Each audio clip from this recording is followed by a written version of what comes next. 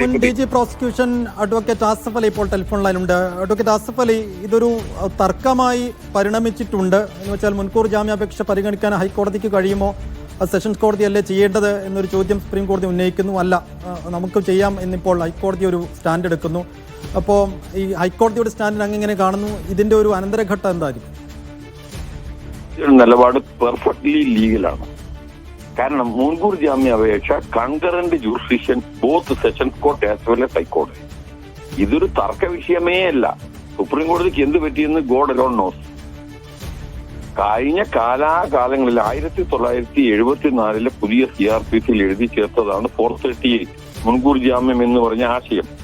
അത് ആരംഭകാലത്ത് തന്നെ ഈ 438 ജൂറിസ്ഡിക്ഷൻ വക്കീൽമാരായ മുഴുവൻ മെമ്പർമാർക്കും അറിയാവുന്നതാണ്. അത് ഹൈക്കോടതിക്കും സുപ്രീം കോടതി സെഷൻസ് കോടതിക്കും ഒരുപോലെ അധികാരമുള്ളതാണ്.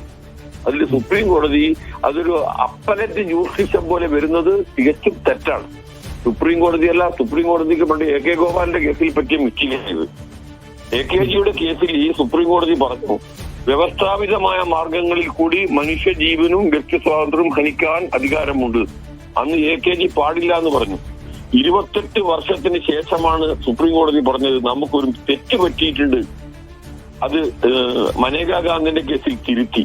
അതുപോലെ സുപ്രീം കോടതി ഇത് നാളെ തിരുത്തേണ്ടി വരും എന്ന് മാത്രമാണ് ഒരു അഭിഭാഷകൻ എന്ന നിലയിൽ എനിക്ക് പറയാനുള്ളത്.